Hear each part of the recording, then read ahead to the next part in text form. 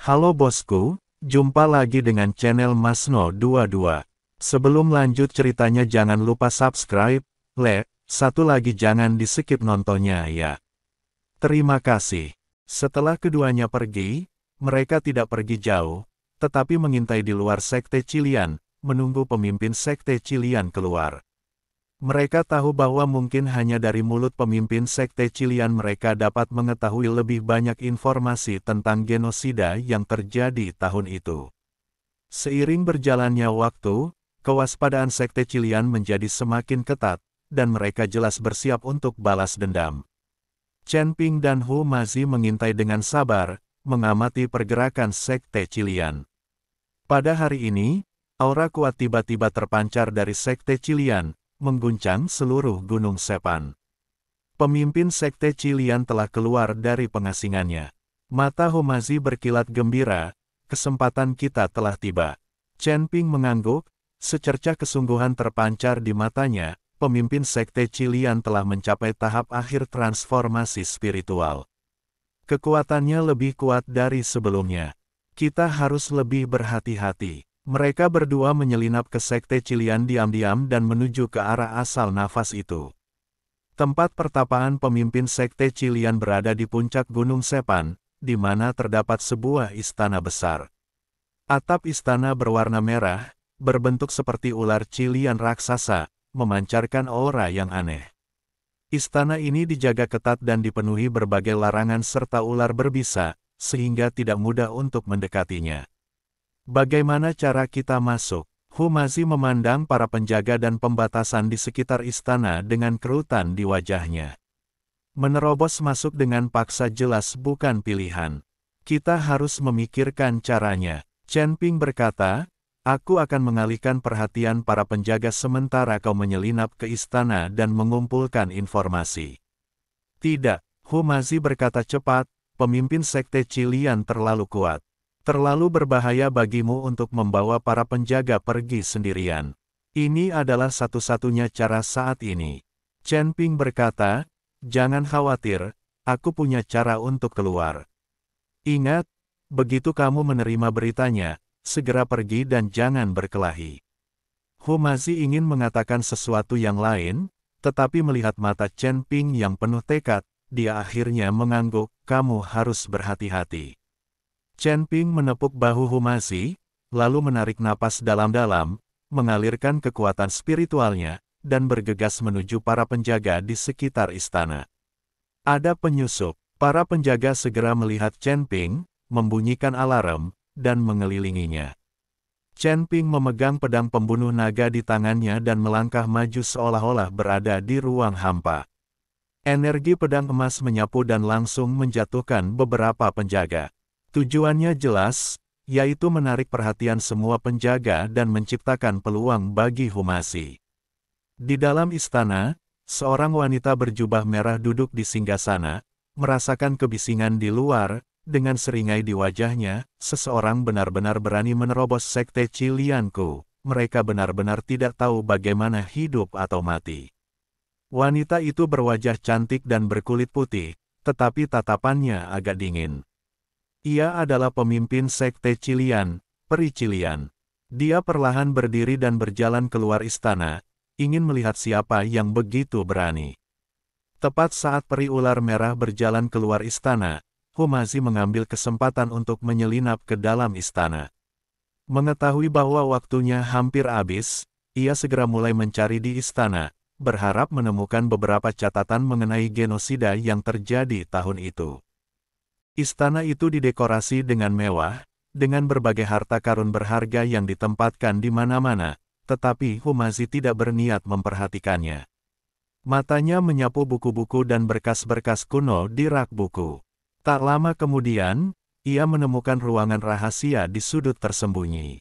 Pintu ruang rahasia itu terbuat dari batu giok jenis khusus, diukir dengan huruf-huruf rumit, dan memancarkan cahaya redup.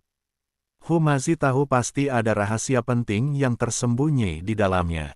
Ia mencoba memecahkan rune di pintu ruang rahasia itu sesuai metode yang diwariskan leluhurnya. Namun, tepat ketika dia hendak memecahkannya dengan sukses, Sebuah suara dingin tiba-tiba terdengar di belakangnya. Apa yang kau cari? Humazi terkejut dan tiba-tiba berbalik, hanya untuk melihat peri ular merah telah muncul di belakangnya pada suatu saat, menatapnya dengan sepasang mata dingin. Kamu, kenapa kamu kembali? Humazi begitu takut hingga dia melangkah mundur berulang kali, sambil memegang erat token pemimpin klan di tangannya. Kau pikir kau bisa memancingku? Peri ular merah mencibir, seorang kultivator biasa dari alam Sanxian berani memamerkan keahliannya di hadapanku. Pandangannya tertuju pada token pemimpin klan di tangan Humazi, dan sekilas keterkejutan terpancar di matanya. Token ini, apakah kamu dari klan Hu? Hati Humazi mencelos. Ia tak menyangka peri Cilian ternyata tahu token ketua klan. Sepertinya ia juga terlibat dalam genosida tahun itu. Jadi apa? Humazi berpura-pura tenang dan berkata, saya di sini hari ini untuk membalaskan dendam keluarga Hu saya. Balas dendam? Hanya kamu? Peri Cilian mencibir, aku juga terlibat dalam kehancuran keluarga Humu. Bagaimana kau ingin balas dendam? Mendengar hal itu, Humazi menjadi murka dan menyerbu ke arah peri ular merah. Aku akan membunuhmu. Namun, kekuatannya jauh lebih rendah daripada peri ular merah. Begitu ia menerjang peri ular merah, ia terhempas oleh kekuatan dahsyat, menyemburkan darah dari mulutnya, dan jatuh ke tanah. Kini peri ular merah telah menembus level ketiga alam abadi bumi dan mencapai level keempat alam abadi bumi. Humazi bukanlah tandingannya. Peri ular merah berjalan menuju Humazi selangkah demi selangkah, dengan tatapan mata yang kejam, karena kau datang kepadaku atas kemauanmu sendiri, jangan salahkan aku karena bersikap kejam dan tak berperasaan. Pada saat kritis ini, sebuah ledakan dahsyat tiba-tiba terdengar di luar istana, diikuti oleh suara yang familiar, Tuan Hu, pergi. Humazi tahu bahwa Chen Ping lah yang datang untuk menyelamatkannya, jadi dia memaksakan diri untuk berdiri dan melarikan diri keluar istana. Peri ular merah menatap punggung Humazi yang menjauh, kilatan amarah melintas di matanya. Ia ingin mengejarnya, tetapi terjerat ledakan dan teriakan di luar, sehingga tak bisa melarikan diri.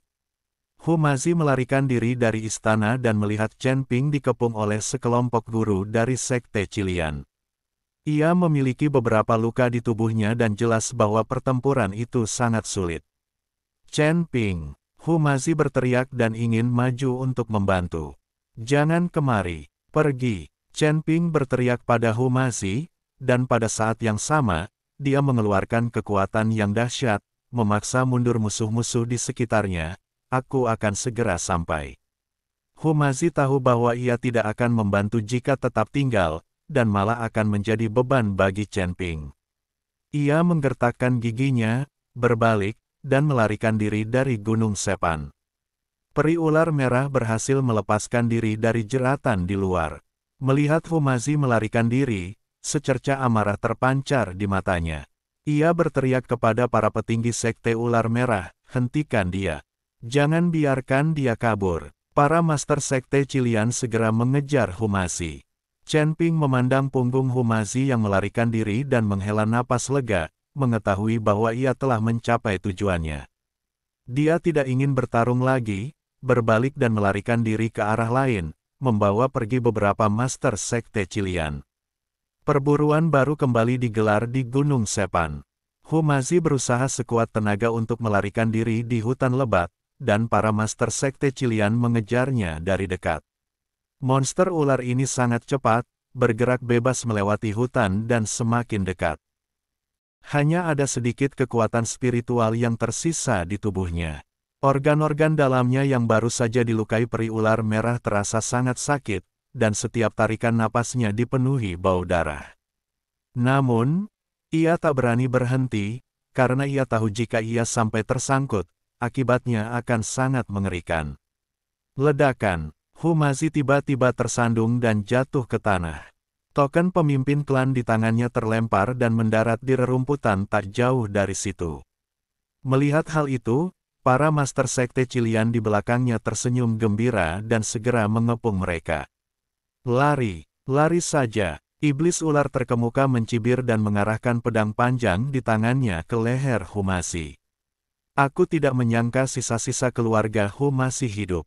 Ini benar-benar kehendak Tuhan. Hu masih berjuang untuk berdiri, tetapi iblis ular menginjak dadanya dan dia tidak bisa bergerak. Ia menatap setan-setan ular ganas di sekitarnya, dan secercah keputusasaan melintas di matanya. Apakah ia akan mati di sini hari ini? Pada saat ini, tiba-tiba terjadi pergerakan di semak-semak, dan token pemimpin klan memancarkan cahaya putih yang menyilaukan, menyelimuti monster ular di sekitarnya. Ketika iblis ular bersentuhan dengan cahaya putih, mereka menjerit dan asap hitam mengepul dari tubuh mereka, jelas-jelas kesakitan. Iblis ular yang menginjak dada Hu masih pun tak terkecuali, ia menjerit dan mundur beberapa langkah. Hu masih memanfaatkan kesempatan itu untuk berjuang berdiri, mengambil token pemimpin klan, dan melihatnya dengan heran. Dia tidak menyangka bahwa token pemimpin klan memiliki kekuatan sedemikian rupa sehingga dapat menahan iblis ular.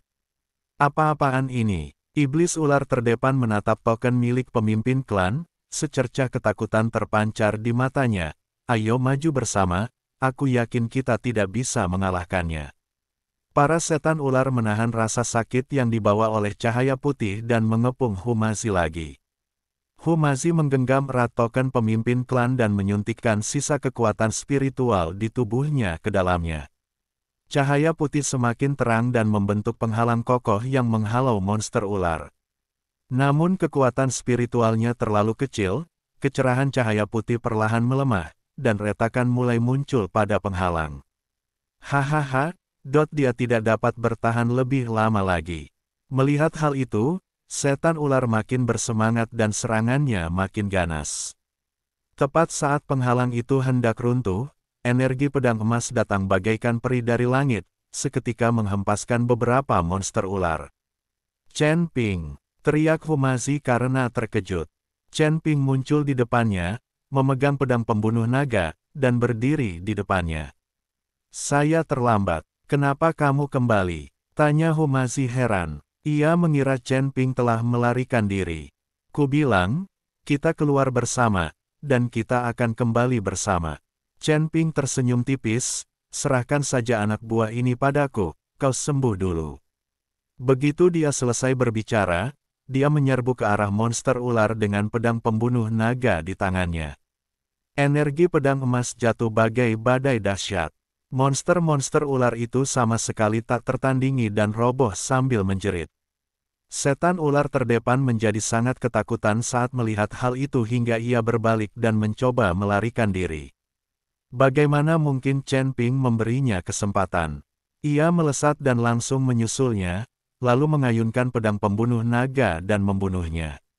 Setelah berurusan dengan semua monster ular, Chen Ping menghampiri Hu masih dan memberinya pil penyembuh. Bagaimana? Kamu masih bisa berjalan. Hu masih menelan pil itu dan mengangguk, tidak buruk. Kita harus meninggalkan Gunung Sepan sesegera mungkin, peri ular merah akan segera menyusul kita, kata Chen Ping. Kedua pria itu saling mendukung dan melarikan diri dari Gunung Sepan. Seperti dugaan Chen Ping, peri ular merah segera mengetahui berita tentang terbunuhnya anak buahnya. Ia sangat marah dan secara pribadi memimpin sejumlah besar ahli untuk mengejar mereka. Cari, sekalipun harus menggali sedalam 3 kaki, kamu harus menemukannya. Suara peri ular merah bergema di Gunung Sepan, penuh amarah. Chen Ping dan Hu masih berlari kencang di hutan lebat.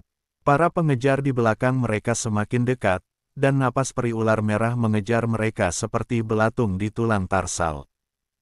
Ini bukan solusi. Cepat atau lambat kita akan terjebak. Hu masih terengah-engah dan berkata, kekuatan peri ular merah terlalu kuat. Kita sama sekali bukan tandingannya. Chen Ping mengerutkan kening. Dia tahu Hu masih benar, tetapi dia tidak bisa memikirkan cara yang lebih baik untuk saat ini. Pada saat ini, sebuah rawa tiba-tiba muncul di hadapan mereka. Gelembung-gelembung hitam keluar dari rawa, mengeluarkan bau menyengat, dan tampak sangat berbahaya. Ini, rawa tulang busuk. Hu masih mengenali rawa itu. Kitab-kitab kuno mencatat bahwa rawa tulang busuk penuh dengan racun dan jebakan. Begitu kau jatuh ke dalamnya, kau akan terkorosi menjadi tumpukan tulang. Bahkan para biksu di alam abadi bumi pun tak berani mendekatinya dengan mudah. Chen Ping menatap para pengejar yang semakin dekat di belakangnya, dan secercah tekad melintas di matanya, ayo kita ke sini.